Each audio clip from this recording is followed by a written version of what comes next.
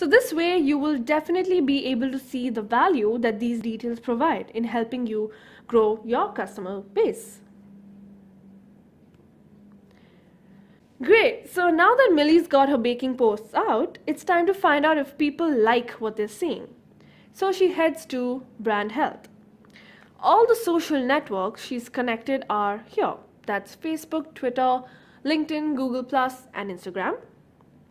She can track the number of followers and active engagers, likes, and see how many people are talking about her brand and about her cupcakes.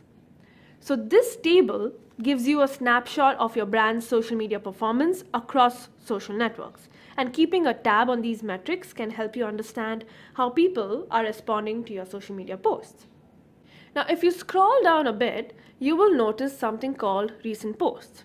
So all the recently published posts by your brand from the various social networks will pop up here. It could be the same content if you've cross-posted, or it could be different depending on what you post from which social network. And then there's something called details for every post. Now, this is where all the beans will spill.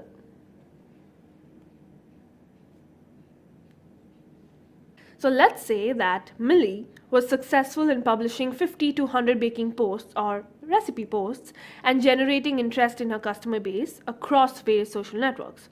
She even decided to promote some of her posts to see their reach. Her intention was to derive some form of engagement, and through this engagement find out what kind of posts are working best with her audience. Even further, find out if her brand was successful in generating leads. So here's where she comes to find out all of this. When you click on details, you get the entire picture. How many likes, comments, shares, retweets, plus ones your posts have gotten, and you can directly respond to them from here. You can also take a look at the basic stats. So there is the total number of likes, the number of clicks, number of people who have shared this post or created stories about it. Now, not only do you get basic stats, but there's also something known as opt-out, where it shows you the number of people who have reported your post or hidden it from their timeline.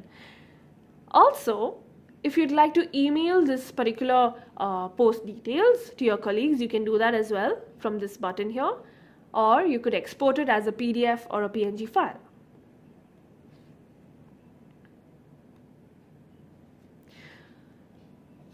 Alright, now coming to the different kinds of views for your posts, we have published posts here. This is where you can find all your published posts, and you can filter this according to social networks and sort this based on date and popularity. So for example, if Millie wants to see the post that has gotten the most engagement on, let's say, Facebook, she can do that by clicking here. Moving on to promoted posts. So all the posts that you promote through paid ads on social networks will be shown here. And I haven't really promoted anything, so that is why this tab looks empty. Now moving on to scheduled posts.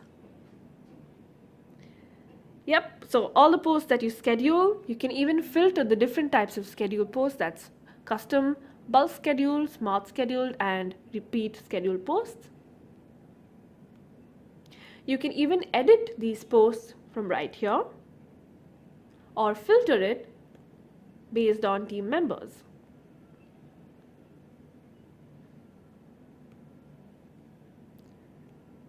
Now, failed posts. Alright, so all of these social networks have certain gates with tokens, and when these tokens expire, that's when posts fail to go out. You will probably have to reconnect your network. Or it could also happen because of publishing duplicate content. So do double check before you publish your posts. And then there are drafts, where you can brainstorm and discuss further about each post idea with your team members.